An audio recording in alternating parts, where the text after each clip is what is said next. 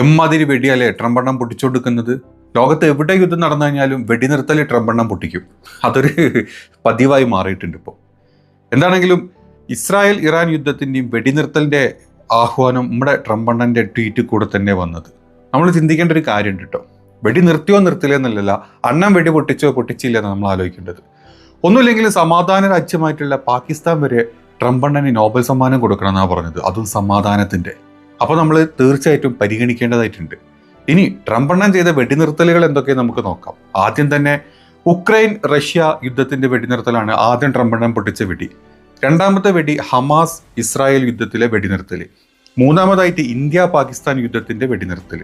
ഇപ്പോൾ നാലാമതായിട്ട് Iran Israel യുദ്ധത്തിന്റെ വെടിനിർത്തലും ട്രംപെണ്ണൻ തന്നെ പ്രഖ്യാപിച്ചിട്ടുണ്ട്. ഇനി ട്രംപെണ്ണൻ ആയതുകൊണ്ട് ഒന്നും പറയാൻ പറ്റില്ല. പുള്ളി രണ്ടല്ല 4 തോണി കിട്ടിയ 4 കാലും കൈയും കൂടെ ഒരുമിച്ച് കുത്തി പോണ ഒരു ടൈപ്പ് സാധനം കൂടെയാണ്. ഇനി 2 ആഴ്ച കൊണ്ട് ഇറാന്റെ യുദ്ധത്തിൽ നമ്മൾ പങ്കെടുക്കണ്ടേ എന്ന് ചിന്തിച്ചറിയിക്കും എന്ന് പറഞ്ഞ ട്രംപെണ്ണൻ തന്നെയാണ് 2 ദിവസം കൊണ്ട് ഇറാനിൽ പോയിട്ട് 3 ബോംബിട്ട് പോകുന്നത്. അതുകൊണ്ട് 24 മണിക്കൂറിനുള്ളിൽ വെടിനിർത്തും എന്ന് പറഞ്ഞ ട്രംപെണ്ണൻ ചിലപ്പം ഒരു 2 മണിക്കൂർ കൊണ്ട് ഇറാനിൽ വീണ്ടും പോയിട്ട് ഒരു ബോംബിട്ടെന്നും വരും.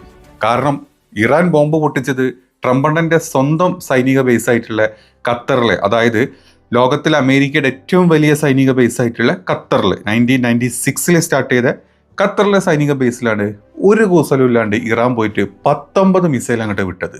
അത് പൊട്ടിയോ പൊട്ടില്ല എന്നുള്ളതല്ല, പൊട്ടിച്ചോ എന്നുള്ളത് പറഞ്ഞ നാട്ടിൽ എവിടെ കല്യാണം ഉണ്ടെങ്കിലും സദ്യ നമ്മൾ വിളമ്പും എന്ന് പറഞ്ഞ അതേ അവസ്ഥയാണ് നമ്മുടെ ട്രംപെണ്ണന്റെ അവസ്ഥ. ഇനി ഒരു കാര്യം നമ്മൾ ചിന്തിക്കേണ്ടതായിട്ടുണ്ട്. ഖത്തറിനെ സംബന്ധിച്ച് ഇറാൻ ഒരിക്കലും ഒരു ശത്രുരാജ്യമല്ല, തിരിച്ച് ഇറാനും അങ്ങനെ തന്നെ. അതായത് മിഡിൽ ഈസ്റ്റിലെ സൗദി എടുത്തോ, നിങ്ങൾ UAE എടുത്തോ, മറ്റ് ബഹ്റൈൻ എടുത്തോ, ഈ ഏത് രാജ്യങ്ങൾ എടുത്തു കഴിഞ്ഞാലും ഇറാനുമായിട്ട് എന്നും ശത്രുത അവർക്ക് കീപ്പ് ചെയ്തിട്ടുള്ളൂ പരസ്പരം. പക്ഷേ അതിൽ പോലും കുറച്ചൊരു ഇതില്ലാണ്ട് അല്ലെങ്കിൽ ആ ഒരു ശത്രുത ഇല്ലാണ്ടാക്കാൻ ട്രൈ ചെയ്തുകൊണ്ടിരിക്കുന്ന രാജ്യം തന്നെയാണ് ഖത്തർ. ആ ഖത്തറിലെ സൈനിക ബേസിൽ പോയിട്ട് ഇറാൻ ഇങ്ങനെ ഒരു ബോംബ് ഇടണമെങ്കിൽ അതിൻ്റെ ഉള്ളിൽ വ്യക്തമായിട്ടുള്ള ധാരണകൾ അല്ലെങ്കിൽ എന്തൊക്കെയോ സംഭവങ്ങൾ ഉണ്ട് എന്നുള്ളത് നമുക്ക് ചിന്തിച്ചാൽ മതി. അത് മാത്രമല്ല, ഇറാൻ അവിടെ പറഞ്ഞ് ഖത്തറിൽ അറിയിച്ച് ഞങ്ങളിത് അങ്ങോട്ട് മിസൈൽ വിടുന്നുണ്ട്, നിങ്ങൾ ഞങ്ങളുടെ സഹോദര രാജ്യമാണ്, ഞങ്ങൾ ബോംബ് വിടുന്നത് അമേരിക്കൻ ബേസിലോട്ടാണ് എന്ന് വ്യക്തമായിട്ടുള്ള അറിവ് കൊടുത്തു. അതോടുകൂടി തന്നെ ഖത്തറിൻ്റെ വ്യോമപാത അവർ അടച്ചു. അതും കഴിഞ്ഞ് 1.5 മണിക്കൂർ കഴിഞ്ഞിട്ടാണ് അവിടെ മിസൈൽ എത്തുന്നത്. അപ്പം തീർച്ചയായിട്ടും ഖത്തറിനും അമേരിക്കയ്ക്കും പൂർണ്ണമായിട്ടുള്ള അറിവ് അല്ലെങ്കിൽ പൂർണ്ണമായിട്ട് മുൻകൂർ ഇൻഫർമേഷൻ കൊടുത്തിട്ടാണ് ഇറാൻ ഈ ഒരു കാര്യം ചെയ്തത്. നമ്മൾ ചിന്തിക്കേണ്ട ഒരു കാര്യം ഇതിലുണ്ട്. ഇത് കഴിഞ്ഞ് ഇന്നലെ രാത്രി കണ്ട വാർത്ത എന്തായിരുന്നു? വൈറ്റ് ഹൗസിൽ പ്രത്യേക മീറ്റിംഗ് ചേരുന്നു, അമേരിക്ക തിരിച്ചടിക്കാൻ പോകുന്നു, ഇറാൻ ഇല്ലാണ്ടാവുന്നു. വിത്തിൻ അവേഴ്സിലാണ് നമ്മുടെ ട്രംപെണ്ണൻ്റെ ഈ ട്വീറ്റ് വരുന്നത്. ഇതിൽ നിന്ന് നമുക്കൊരു കാര്യം മനസ്സിലാക്കാം. മൂന്ന് ബങ്കർ ബസ്റ്റേഴ്സ് ബോംബ് കൊണ്ടിട്ട് ഇറാനെ തകർത്തു, അവിടെ ബുൾസൈയാക്കി. ഇനി ഇറാൻ പൊന്തി വരില്ല, ഇതോടുകൂടി സമാധാനം തീർന്നു എന്ന് പറഞ്ഞ് പോയ ആളാണ് ട്രംപ്. അത് കഴിഞ്ഞ് ബാക്ക് ടു ബാക്ക് ആയിട്ട് ഇസ്രായേൽ ഒരു ഗ്യാപ്പ് കൊടുക്കാണ്ട് ഇറാനിൽ കൊണ്ട് മിസൈൽ ഇടുന്നുണ്ട്, തിരിച്ച് അവരിടുന്നുണ്ട്. എന്നിട്ട് പോലും ഇറാൻ ഒരു തോൽവി അല്ലെങ്കിൽ ഞങ്ങൾ തോറ്റിട്ടുണ്ട് എന്നുള്ള എവിടെയും സമ്മതിച്ച് തരാണ്ട് ഇത്രയും ബേസ് അല്ലെങ്കിൽ ഇത്രയും ബാലൻസ് മിസൈൽസ് അവരുടെ കയ്യിലുണ്ടോ എന്നുള്ളത് നമ്മൾ ചിന്തിക്കേണ്ടത്. ഒരു കുസലും ഇല്ലാണ്ട് അമേരിക്ക പോലത്തെ ഒരു രാജ്യം, അമേരിക്കയും ഇസ്രായേലും ഒരുമിച്ച് നിൽക്കുന്ന സമയത്ത് അമേരിക്ക പോലത്തെ രാജ്യത്തിൻ്റെ സൈനിക ബേസിൽ കൊണ്ട് ബോംബ് പൊട്ടിക്കണമെങ്കിൽ, മിസൈൽ പൊട്ടിക്കണമെങ്കിൽ ഇറാൻ്റെ കയ്യിലുള്ളത് മിസൈൽസ് മാത്രമല്ല, അവരുടെ മെൻ്റൽ ഒരു സ്ട്രെങ്ത് ഭയങ്കര. അവർ എന്തിനാണോ അവർ ഇറങ്ങി പുറപ്പെട്ടത്, അല്ലെങ്കിൽ ആരാണോ അവരിതിലോട്ട് വലിച്ചഴച്ചത്, ആ ഒരു സംഭവം ഉണ്ടായിട്ടുണ്ടെങ്കിൽ തിരിച്ച് പണി തരാൻ ഞങ്ങൾക്ക് അറിയാം മക്കളെ എന്ന് വ്യക്തമായിട്ടാണ് ഇറാൻ എന്ന് പറയുന്നത്.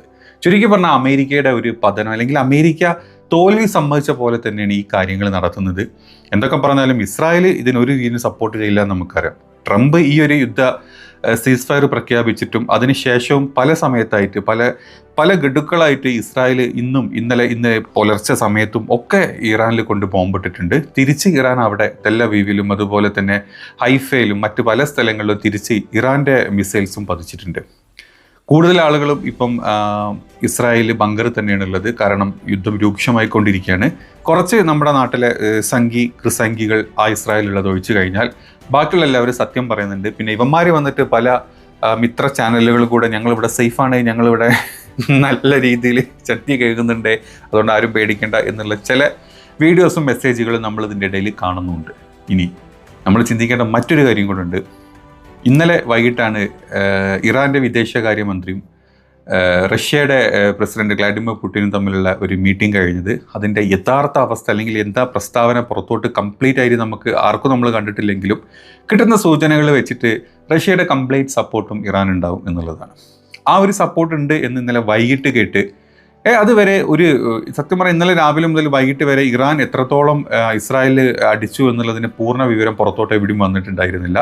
ഈ ഒരു മീറ്റിംഗ് കഴിഞ്ഞ് മണിക്കൂറുകൾക്കകം ഖത്തർ അവരുടെ വ്യോമപാത അടയ്ക്കുന്നു. വിത്തിൻ അവേഴ്സ് ഖത്തറിലെ US ബേസിലോട്ടാണ് ഇറാൻ്റെ മിസൈൽസ് പോകുന്നത്. അപ്പം നമ്മൾ പുറത്തുനിന്ന് ഇപ്പോൾ ഇത്രയും വാർത്തകളും അല്ലെങ്കിൽ ഇത്രയും കാര്യങ്ങളും ചിന്തിക്കുന്ന അല്ലെങ്കിൽ കണ്ടുകൊണ്ടിരിക്കുന്ന ഒരാൾക്ക് ഓട്ടോമാറ്റിക്കലി തോന്നാവുന്ന ഒരു കാര്യമാണ് റഷ്യയുടെ എന്തോ ഒരു സപ്പോർട്ട് അല്ലെങ്കിൽ ഏതോ രീതിയിൽ റഷ്യയുടെ കൈകൾ ഇതിലുണ്ടോ, അല്ലെങ്കിൽ US ബേസ് ആക്രമിക്കാൻ ഇറാൻ ഇത്രയും ധൈര്യം പെട്ടെന്ന് കിട്ടിയതാണോ, അതല്ലെങ്കിൽ അവർ സപ്പോർട്ട് ചെയ്യുമോ, ഇനി ഇവിടെ നിന്നുള്ള യുദ്ധങ്ങൾ വേറെ രീതിയിലോട്ട് മാറിക്കഴിഞ്ഞാൽ പോലും റഷ്യ സപ്പോർട്ട് ചെയ്യുമോ, അല്ലെങ്കിൽ ചൈനയുടെ സപ്പോർട്ട് ഇൻഡയറക്റ്റ്ലി ഉണ്ടോ എന്നൊക്കെ നമ്മൾ പല രീതിയിലും പലരുടെയും മനസ്സിലോട്ട് വന്നിട്ടുണ്ടാവും.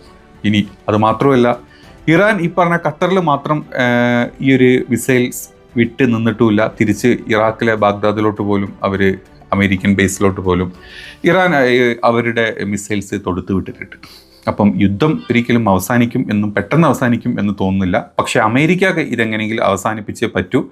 കാരണം ഇന്റേണൽ പൊളിറ്റിക്സ്, അമേരിക്കയുടെ ഇന്റേണൽ സ്വയം, അതായത് ട്രംപിൻ്റെ തന്നെ പാർട്ടിയിലും അമേരിക്കയിലെ മറ്റു പല പ്രതിപക്ഷ പാർട്ടികളും ട്രംപിനെ വളരെ രൂക്ഷമായിട്ടാണ് വിമർശിച്ചുകൊണ്ടിരിക്കുന്നത്. അതായത് മേക്ക് അമേരിക്ക ഗ്രേറ്റ് അഗെയിൻ എന്നും പറഞ്ഞിട്ട് അമേരിക്കനെ പൊക്കിക്കൊണ്ടുവരാൻ വേണ്ടിയിട്ടുള്ള മുദ്രാവാക്യം വിളിച്ചു കൊണ്ടുവന്ന് ട്രംപിനെ അവിടെ കൊണ്ടിരുത്തി. ട്രംപ് അവിടെ ഇരിക്കാണ്ട് ലോകം മൊത്തം ചുറ്റി യുദ്ധം ചെയ്യാണ്. അതുമാത്രമല്ല സ്വമാധാനത്തിൻ്റെ നോബൽ പ്രൈസും വേണമെന്ന് പറഞ്ഞ് നടക്കുന്ന ട്രംപിനെതിരെ അമേരിക്കയിലെ പല സ്ഥലങ്ങളും പല പാർട്ടികളും പല പ്രതിപക്ഷ പാർട്ടികളും സ്വന്തം പാർട്ടിയിലും സ്വന്തം മിനിസ്റ്റേഴ്സ് പോലും അംഗീകരിക്കാത്തൊരവസ്ഥയിലോട്ട് ട്രംപ് എത്തിയിട്ടുണ്ട്. അതുകൊണ്ട് ട്രംപിൻ്റെ നിലനിൽപ്പും കൂടാണ് ഈ ഒരു യുദ്ധം അവസാനിപ്പിക്കുക എന്നുള്ളത്. അതല്ലെങ്കിൽ ഈ യുദ്ധത്തിൽ ഡയറക്റ്റ്ലി ഓർ ഇൻഡയറക്റ്റ്ലി ഇടപെടാതിരിക്കുക എന്നുള്ളത്. അങ്ങനെ ഇടപെടാണ്ടിരുന്നു കഴിഞ്ഞാൽ നെതന്യാഹു പിണങ്ങിക്കഴിഞ്ഞാൽ ട്രംപിൻ്റെ ബിസിനസ്സിൽ പലതിലും പാളിച്ച വരും. അതുകൊണ്ട് ട്രംപിന് ആ ഒരു തീരുമാനം എടുക്കാൻ ഇപ്പം പറ്റുന്നില്ല. എന്താണെങ്കിലും വെടിപൊട്ടിക്കുന്ന കാര്യത്തിൽ ട്രംപ് ഒരു കുറവും വരുത്തുന്നില്ല. വെടി പൊട്ടിച്ചുകൊണ്ടേയിരിക്കുന്നുണ്ട്. അത് സമാധാനത്തിൻ്റെ പേരിലാണെന്ന് മാത്രം.